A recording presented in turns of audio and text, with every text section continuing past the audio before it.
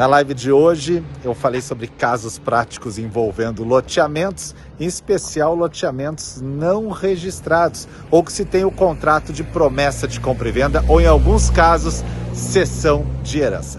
Antes de você assistir esse material maravilhoso, dá um like aí para essa live circular. E se você ainda não está inscrito no meu canal do YouTube, te inscreve para a gente poder crescer mais ainda aqui na rede e produzir muito mais conteúdos para você. Bora estudar?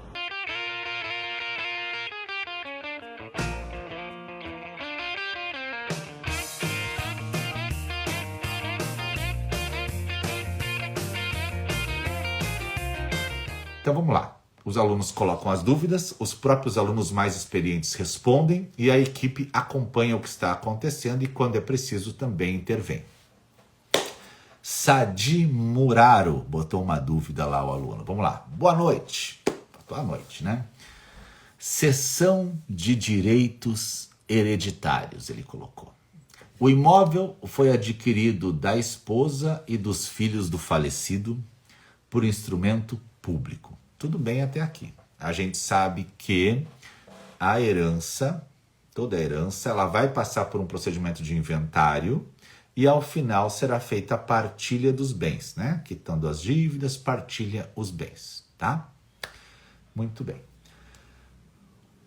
No caso, durante o procedimento de inventário, você pode vender bens. Sempre tem duas formas, né?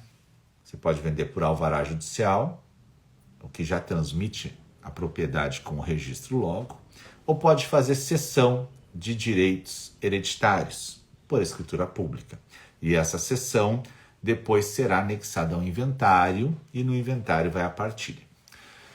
Imóvel adquirido da esposa e dos filhos do falecido por instrumento público. Tudo bem. Registro de Imóveis recusou a escritura. Recusou receber a escritura de cessão de direitos hereditários, alegando que os cedentes, que é a esposa e os filhos, não são proprietários e que o cessionário deve aguardar o inventário. Se for protocolado, vai ser impugnado, disse o RI. Pergunta do aluno: como fica a publicidade? A matrícula vai ficar livre e os cedentes poderão de má fé vender a outra pessoa? Está certo o registrador?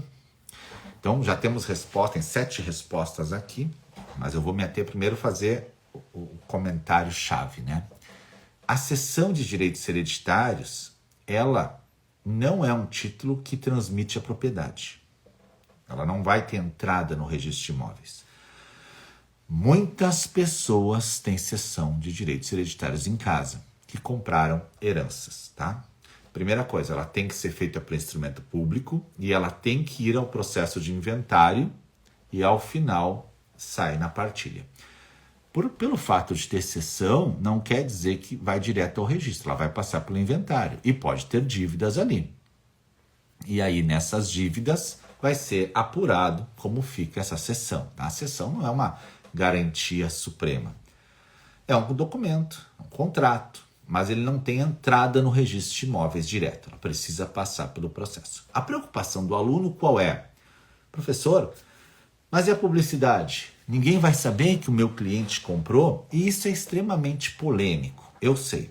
Porque não tem como a gente levar no registro e colocar na matrícula, por exemplo, uma averbação. Existe uma cessão.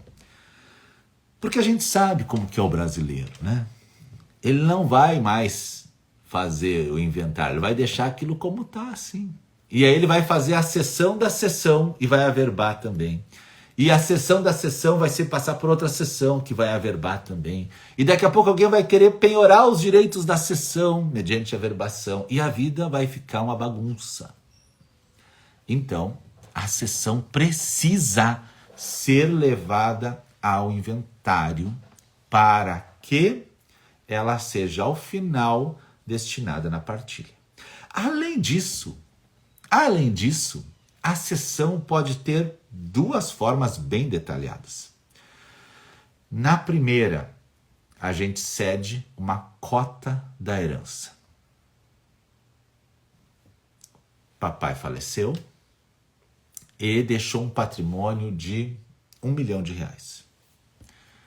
Deixou esposa e filhos. Já se sabe o que é de cada um? Não. Por quê? Porque isso vai acontecer lá na partilha. Então, nesse momento, a gente tem o quê? Tem uma universalidade de coisas, um monte de coisa embolada. E todo mundo que está ali dentro está num regime de condomínio.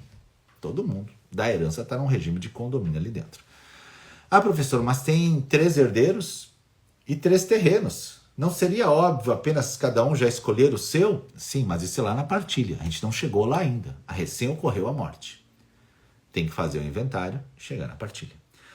Aqui, nesse momento do inventário, pode um herdeiro vender a parte dele? Pode, mas é no escuro. É às cegas. Ele vai vender a cota dele. Quanto que é a cota dele? 33%? 25%? Pode vender 15% da sua cota? Tudo bem. Como é que ele faz essa venda? Por escritura pública de cessão de direitos hereditários. Mas, professor, o herdeiro que quer vender, ele quer vender um terreno específico. E o cara que quer comprar um terreno específico. Papai, quando morreu, deixou 10 terrenos e 3 filhos. E agora tem um terreno específico que está pronto para ser vendido. O pessoal quer comprar. Esse terreno é que a gente quer fazer, se ver livre, até porque a gente vai pegar o dinheiro para pagar as custas do inventário. Cessão de direitos hereditários de bem específico. É possível fazer? É. Desde que todo mundo assine. Veja que quando eu falei antes da cota, eu disse o herdeiro quer vender a parte dele, que eu não sei onde é, tá no bolo, e ele pode vender? Pode. É claro que existe um direito de preferência aos outros herdeiros. Mas ele pode botar a venda, mas tem o direito de preferência aqui. Bota a venda para fora a cota dele. Beleza. Aonde que é que eu vou comprar essa cota? Cara, tu comprou dentro do bolo. Tá, mas se eu quiser fazer de um terreno específico, aí todo mundo assina. Ok, professor, então eu vou fazer uma escritura pública de cessão de direitos hereditários de um terreno específico. Quem assina? Assina todo mundo. Se tiver meeira, herdeiros e cônjuges dos herdeiros. Tudo bem. Professor, maravilha. Agora eu fiz a escritura de cessão de direitos hereditários de um bem específico. Por escritura pública. Posso levar registro? Não. Mas como que não? Como que não? Como que não? Por que que não? Porque ainda depende do procedimento de inventário e partilha. Mas aí eu posso correr o risco de perder? Não. A tua partilha ali já está certa. Que é aquele bem. Porque foi determinado um bem específico e todos assinaram. Professor, e eu posso usar essa cessão para uso capião? Posso fazer uso capião com essa cessão de direitos hereditários de bem específico ou de cota parte? Lá no provimento da uso capião, que é o provimento 65, está arrolado como um justo título a cessão. Então, pode, mas pode não quer dizer que é certo. Uma coisa é pode, uma coisa é certo, né? Pode não quer dizer que é certo. Depende sempre de um conjunto de coisas. Ah, professor, nunca é exato, né? Não, não é engenharia, não é arquitetura, não é. Você errou o canal. O canal da engenharia é o da engenheira Lacerda, lá da galera da engenharia, o pessoal exatas, né? O pessoal que estudou exatas. Aqui a gente tem dificuldade até para somar a comissão do garçom na fatura quando vem a nota no restaurante.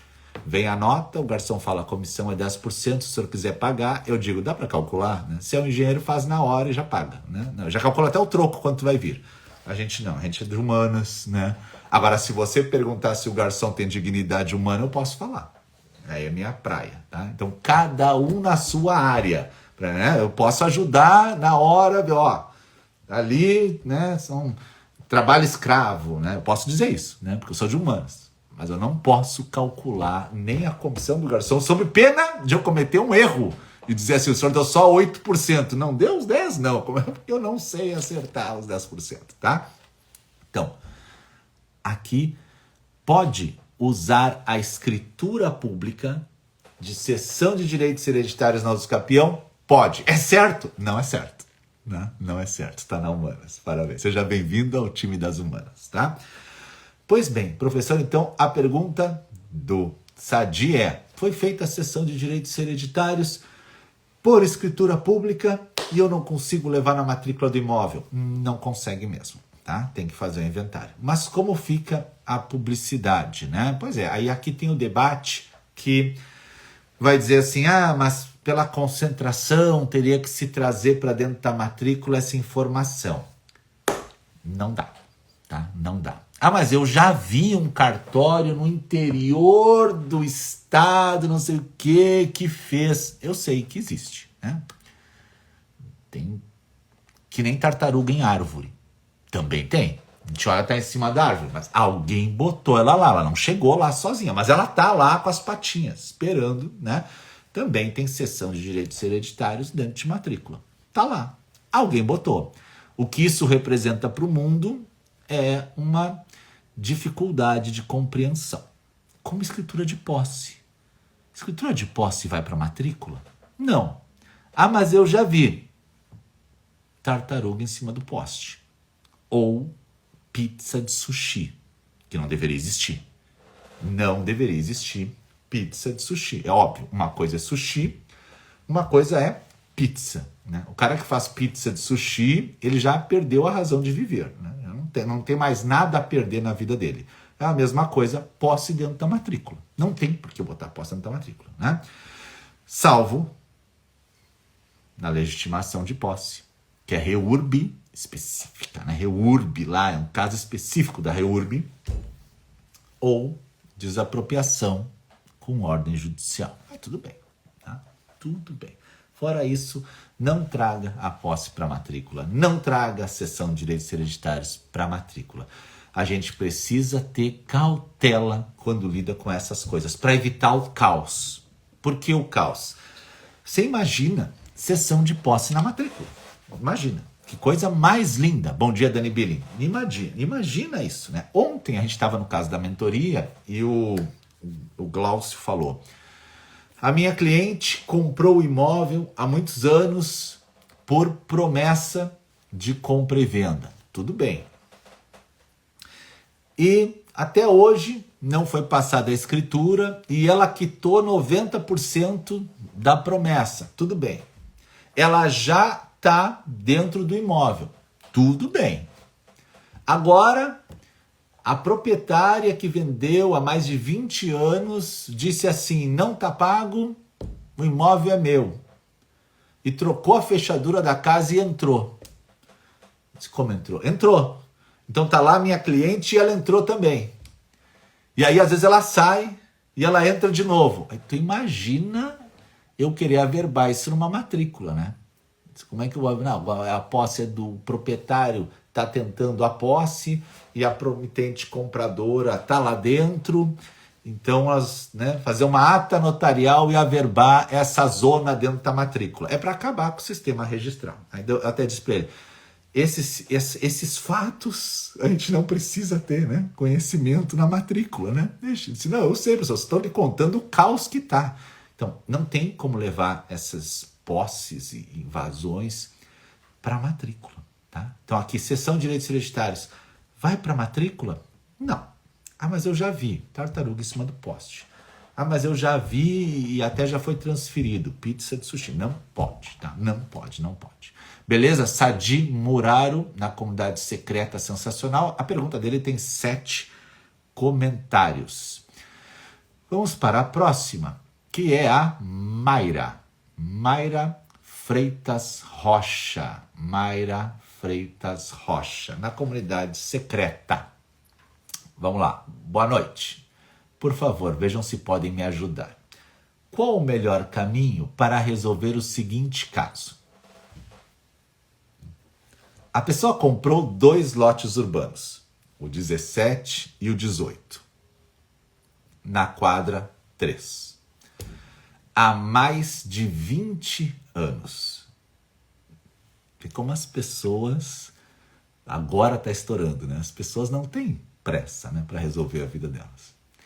Por meio de um contrato de compra e venda, e nunca registrou. Coisa linda, ela comprou 2 terrenos, 17 e 18, há mais de 20 anos, por contrato de compra e venda e não registrou nada. Agora decidiu registrar, né? Clássico, clássico, clássico. Mas ela foi consultar o cartório e descobriu que os lotes que comprou há 20 anos estão registrados em nome de outras pessoas. Pois é, né? Pois é. E agora a minha aluna está ali com a bucha para resolver. Acredito que ocorreu talvez algum equívoco no registro, pois esses lotes fazem parte de um loteamento, onde existem lotes com a mesma numeração e quadras, exemplo, quadra 1 e 2. A pessoa reside no local há 20 anos, inclusive construiu no local. E ainda existe o problema que o vendedor faleceu. Uma das alternativas, acredito na uso capião, mas gostaria de saber se existe outra forma. Tem 4 comentários aqui. Então, olha que interessante, né? Ela está apostando que pode ser que tenha um erro no loteamento. Pode acontecer. Porque no loteamento, o que a gente faz? A gente abre várias quadras e cada quadra, né, tem lotes, terrenos. Então, você imagina que lá abriu a quadra 1 com 10 terrenos. Terreno 1, 2, 3, 4, 5, 8, 10. Quadra 2, 10 terrenos. 1, 2, 3, 4. Quadra 3, 10 terrenos. Ela está achando que pode ter acontecido um erro de dupla numeração. Pode ter. Pode ter. Mas também pode ter acontecido alguma outra coisa. Mas ela está dizendo que o imóvel ainda está em nome do vendedor. Uma coisa interessante, às vezes, é ir até o município, pedir para ver o projeto do loteamento que está lá arquivado, para conferir se realmente lá tinha números de lotes e quadras bem organizado. Depois disso, ir ao registro de imóveis e pedir a pasta de loteamento. Aí aqui você vai dizer para mim, professor, no registro de imóveis eles vão me responder por uma certidão. Curiosamente, nessa hipótese, nós temos uma exceção a todo o sistema. Todo. Onde nessa hipótese você poderá manusear a pasta. Claro, com muito cuidado, né? Chega lá comendo um X-bacon, né? Um hambúrguer de bacon, né? Uma coca do lado. Posso abrir aqui a pasta? Não vai dar. Não vai dar.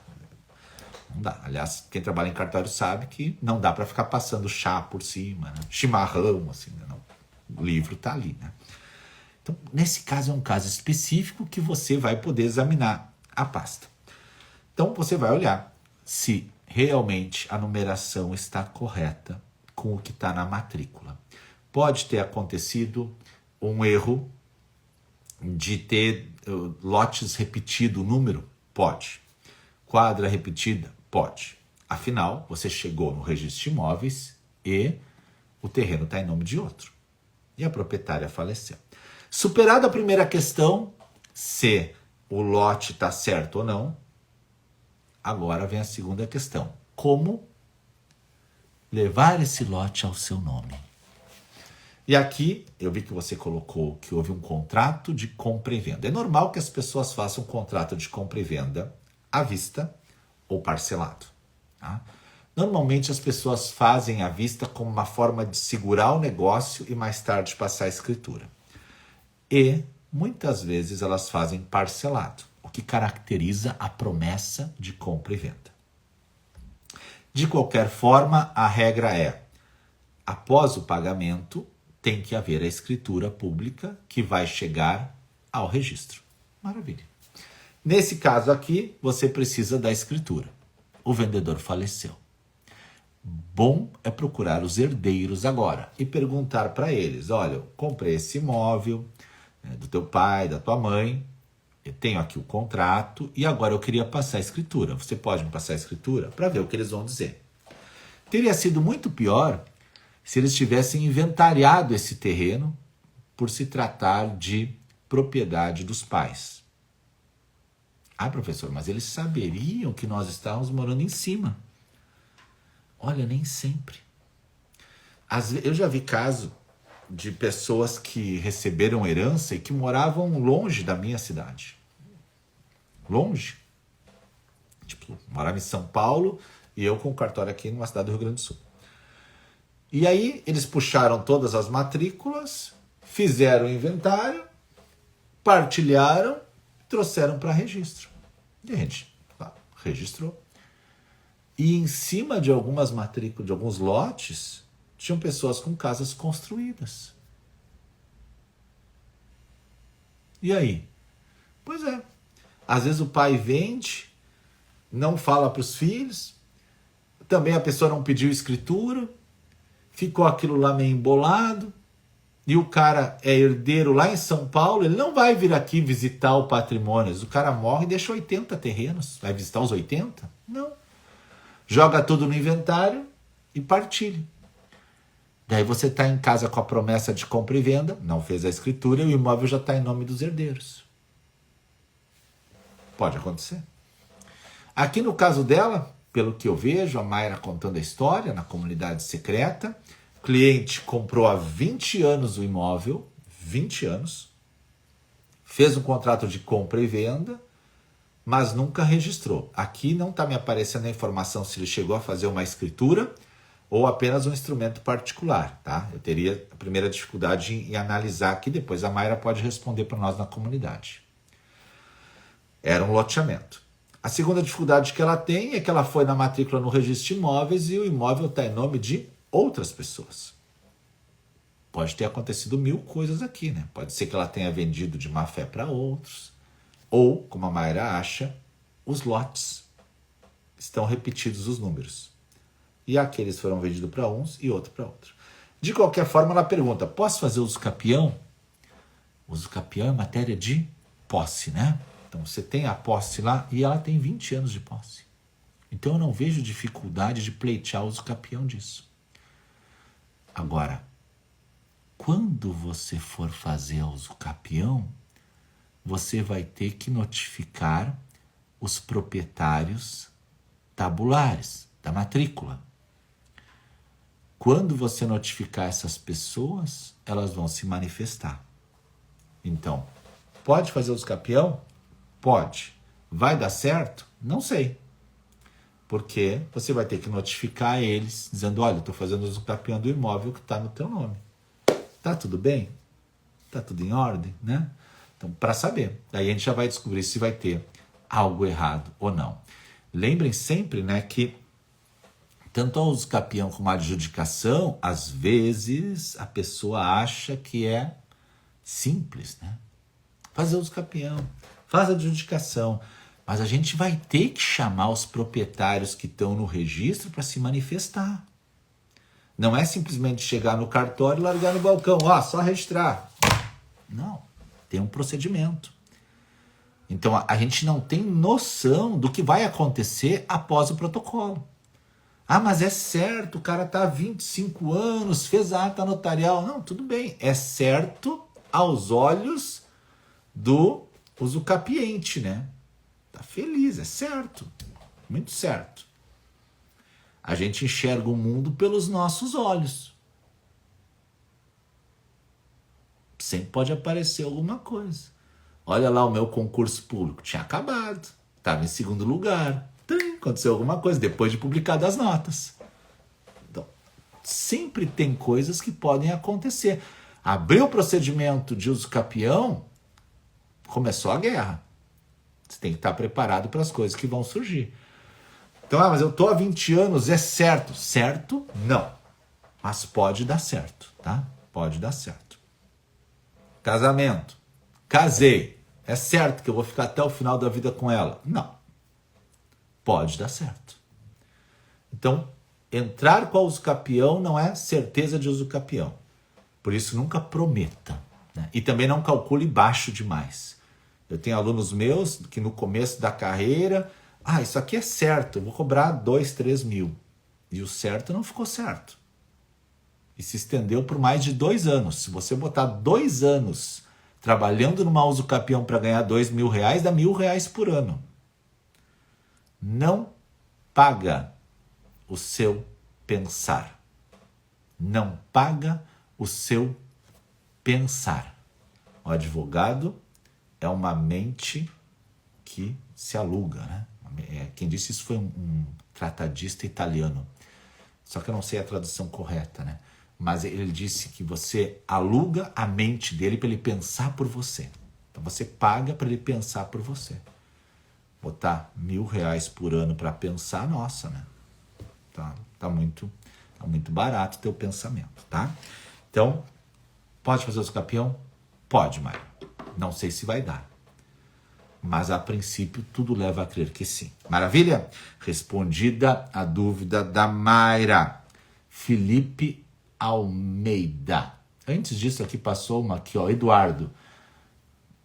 Boa tarde a todos. Hipoteca com mais de 30 anos pode ser baixada? A hipoteca perempta, né? Hipoteca perempta. Aquela com mais de 30 anos. Essas hipotecas a gente pode baixar. Mas depende do estado. Tem que ter a autorização, o requerimento do devedor e negativas, ou só o requerimento do devedor, tá? Sem necessidade de falar com o credor. Só observa o teu código de normas.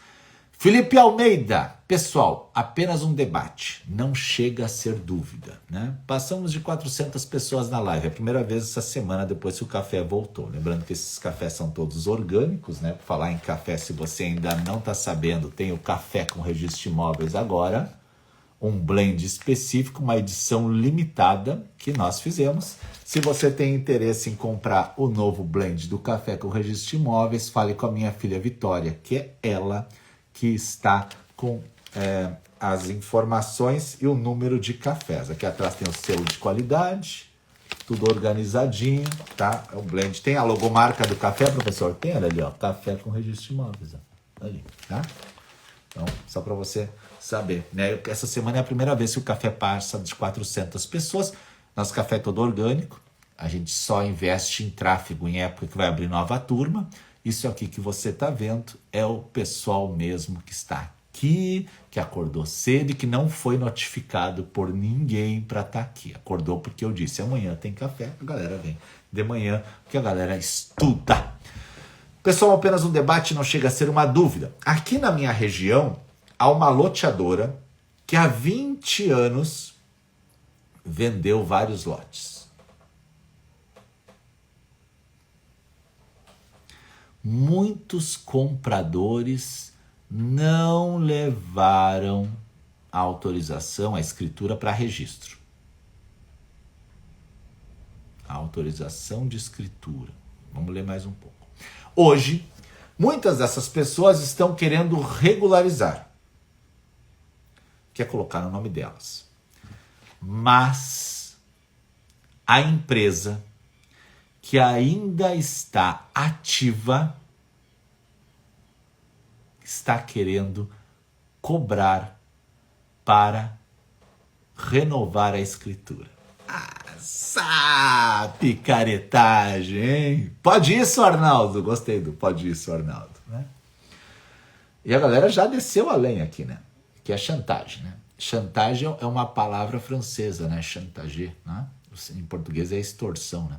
É que chantagem não teria violência. Eu não sou criminalista, né? Chantagem não tem violência, né? Mas pode ter uma violência moral, né? Aliás, eu não sou criminalista, mas o meu TCC foi em direito penal, né? E é aquela coisa de faculdade, né? O cara se apaixona pelo direito penal, né? Ainda bem que Deus colocou um cartório no meu caminho. Meu Deus do céu, imagina. Nada contra os criminalistas, que eu adoro, né? Mas eu ia morrer de fome, porque eu sou muito sentimentalista, né? Eu tive acho que 2 clientes no criminal, né? E, nossa, o primeiro cliente, assim, eu nunca vou esquecer, eu tinha 24 anos, né? advogado, né? Magrinho, meio chupado até assim, porque era muito magrinho. E eu me lembro que uma colega me ligou e disse: Marcos, nós temos um cliente. Eu disse: nossa, né? Marcos Salomão, criminalista, é meu. O que aconteceu, né? E daí a história era fantástica, né? Não dá para esquecer nunca disso. Os amigos estavam conversando entre eles, gurizada, classe média, gurizada, de boa ali na praça, e viram na praça um velhinho sentado tomando chimarrão. Daí eles pensaram: o velhinho tá com o carro aberto, som ligado, sentadinho tomando chimarrão, vamos roubar o carro dele. Foram lá, deram uma conversada, amarraram o velhinho numa árvore, pegaram o Monza dele e saíram pela cidade. Aí, os 4 espertos, né, saem pela cidade, em Porto Alegre. Um deles fala assim: eu tenho umas armas em casa. Olha que legal, né? Coisa fantástica, claro, né? Tem umas armas em casa. Daí eles passam lá para pegar as armas e saem de Monza pela cidade. Daí eles resolveram dar um susto nas pessoas. Então eles passavam pertinho das paradas de ônibus e bem, o pessoal lá, guarda-chuva, esperando a parada de ônibus, encostado, no trabalho, eles baixavam os vidros do Monza 4 portas e botavam as armas assim, apontavam para as pessoas. E aí um para cá, né? E arrancavam rapidamente, assim, para dar um susto, né? Um susto. Aí, claro que alguém foi até um orelhão e ligou para a brigada militar, né? Quem não sabe o que é orelhão, o tio vai explicar. Não existia celular, nem telefones assim com grande facilidade. Então havia uma concha nas ruas, tá? E dentro tinha um telefone quadrado que a gente discava com fichas, tá? Então a gente botava a ficha, tirava o gancho, botava a ficha, esperava dar o... Aí tu discava, dava o sinal, caía em algum lugar, tá? Tu podia discar para a polícia militar. Aí a polícia foi acionada, pegou seus fuscas, né? E veio atrás do Monza, né? E aí os guris, claro, viram sirene, coisa, saíram fugindo, o Monza em alta velocidade. Mas um deles abriu o vidro e deu uns tiros, né? Ah, deu uns tiros, que legal, né? A polícia foi atrás e metralhou o Monza, os guris bateram numa árvore, todo mundo preso. Aí me ligaram, nosso primeiro cliente criminal. Cara, que coisa incrível isso, né? Eu com 24 anos, advogado, adorava direito criminal, fiz o meu TCC em direito penal e agora eu tinha meu primeiro cliente, um rapaz da classe média que havia pego umas armas e roubado um Monza para fazer sacanagens no bairro Teresópolis, em Porto Alegre. Maravilhoso. Fui até o Presídio Central para visitar meu primeiro cliente. E vou parar por aqui a história, porque eu não consegui mais trabalhar no direito criminal. Por isso eu sou registrador de imóveis, que é muito mais tranquilo, né? Afinal, eu teria morrido de fome, porque o melhor que ele tinha para me pagar seria algum outro cliente lá dentro do presídio, um mano amigo dele que podia também conseguir alguma coisa. Não dá. Então a carreira de criminalista encerrou quase ali. Depois eu tive mais um caso de uma quebra de para-brisa numa briga lá num bairro Ipanema, que um policial e um rapaz se desentenderam, e o cara puxou a arma, bateu no vidro, quebrou o vidro, e daí foi lá pro criminal. Eu fui lá, consegui fazer um acordo, já tinha lei do acordo ali, né? Não sei nem o nome da lei, só falei lei do acordo. E aí eu desisti, que não era para mim, né? Foi uma experiência fantástica, né? Mas não deu. O que eu me lembro no presídio, quando trouxeram o rapaz com a cabeça machucada, e aí tinha uma gradezinha, que eu acho que chamam de parlatório, né? Que é onde ficava uma telinha assim, sabe? Uma telinha. E aí eu fui conversar com ele sobre o caso, né? E aí estava comigo uma advogada, que era quem tinha conseguido o cliente, né? Que ela dizia assim: Marcos, tu que é bom em penal. Ela era trabalhista. Mas a situação do advogado recém-formado é uma tristeza, né? Uma tristeza. E daí nós chegamos lá para conversar, veio... O pessoal trouxe ele ali na casinha, né? E é muito curioso que quando tu entra assim no presídio, é uma sensação diferente da vida normal, né? De quem foi criado em apartamento, com a mãe fazendo Nescau, né? Bem diferente, né? Bem diferente, né? E eu recordo que na chegada do presídio à direita tem tipo um purgatório, né? que é onde os caras chegam para triagem, né? Depois eles são direcionados para as alas, né? E tu fica ali esperando, né? Então esse rapaz de 24 anos na época esperando, né? Aí os caras com os braços para fora assim das grades, né? Aí o cara pergunta: "E aí, doutor, tem um cigarro?" E aí você ingenuamente ainda responde: "Não, eu não fumo", né? Como a pureza das pessoas é algo que merece ser estudado, né? Mas eu estava lá, fiz o meu papel, conversei na gradezinha. Durante a conversa, nunca vou esquecer que a minha amiga advogada abriu a bolsa e passou uns cigarrinhos para ele, né? No sentido de ajudá-lo, que ele tinha vontade de fumar, e cigarro lá dentro era moeda, né? E eu fiquei olhando: "O que tu tá fazendo?" "Não, ele precisa de uns cigarros", né? Então eu abandonei ali a minha carreira criminalista, tá? Então, voltando à área que nós estávamos, que é o direito registral, graças a Deus, o pai olhou por mim e disse: "Não, filho, não vai dar certo, melhor tu desistir da advocacia criminal", tá? Mesmo assim, eu fiz meu TCC, fui orientado pelo professor Ney Fayette Júnior, que hoje está na PUC, né? Que é na época lá professor da Unicinos, e eu tenho até hoje esse TCC guardado aqui, que foi a minha última experiência, tá? Beleza? Gostei de todo mundo no chat aí rindo, mas é verdade, a gente não pode deixar de contar as coisas. Agora aqui tá falando de chantagem, extorsão, por isso que eu fui lá para o direito penal, né? Então, a pessoa comprou um imóvel há mais de 20 anos, mas não fez a escritura pública e agora ela quer fazer a escritura pública. E, na época, pelo que eu entendi, foi dada uma autorização para ela fazer a escritura, que pode, de repente, uma procuração, não consegui identificar a autorização, mas 20 anos depois ela ligou na imobiliária, na empresa, né? Na empresa essa da loteadora, e a loteadora agora quer cobrar uma taxinha para renovar a autorização, né? E, ao meu ver, essa taxinha é ilegal. Tá? É ilegal. Não tem essa aí de taxinha, né? O imóvel está pago, só não está escriturado, né?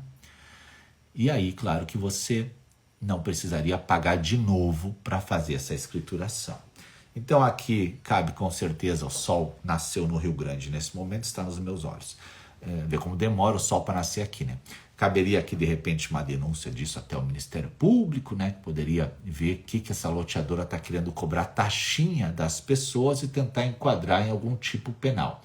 O pessoal que respondeu aqui disse: ó, não pode cobrar, não pode, notifica ela via títulos e documentos.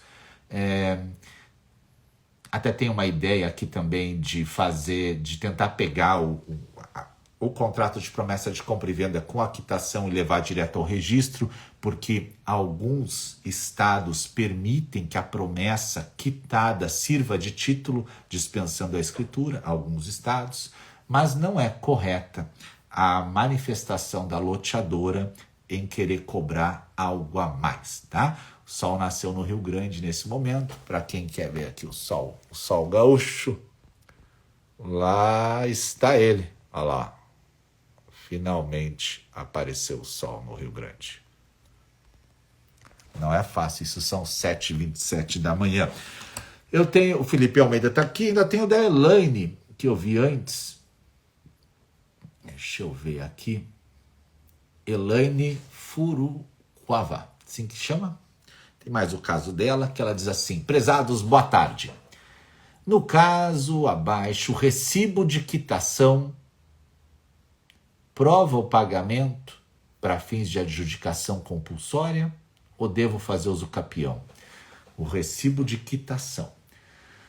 Veja, ela diz assim: o recibo de quitação não foi assinado pela construtora. Não foi assinado pela construtora, mas está em papel timbrado e assinado pela imobiliária que intermediou o negócio, mas sem nenhuma identificação que ela e a construtora estão juntos. Não tem reconhecimento de firma, né? Mas informa que o pagamento total foi através de cheques e que após a compensação poderia ser requerida a escritura. O compromisso de compra e venda foi assinado pela construtora, sem firma reconhecida. A construtora está baixada desde 2017, liquidação voluntária. E todos esses documentos foram assinados há 26 anos. E aí aqui, claro, tem 10 comentários dos alunos, né? É saber se ele adquiriu, nossa, o sol está bem forte, né? Adquiriu realmente da construtora ou da imobiliária. Parece que adquiriu da imobiliária, mas em nome da construtora, né? E a imobiliária estaria representando a construtora. Há uma promessa de compra e venda, mas não dá para a gente ver como está essa promessa. Há os cheques, ela pode conseguir fazer a prova de que os cheques estão quitados. Me parece que dá a margem para a gente pleitear aqui uma adjudicação compulsória, desde que comprove o pagamento dos cheques, né? Eu vou lá abaixar esse som. Comprove os pagamentos dos cheques e leve ao registrador toda a documentação. Agora, como não tem firma reconhecida, sempre fica mais chato de se chegar ao registro de imóveis. Deixa eu levantar, o pessoal está dizendo que eu vou bronzear aqui. Sempre fica mais chato de chegar ao registro de imóveis, né? A ausência de firma reconhecida é um problema grave. Deixa eu só baixar aqui.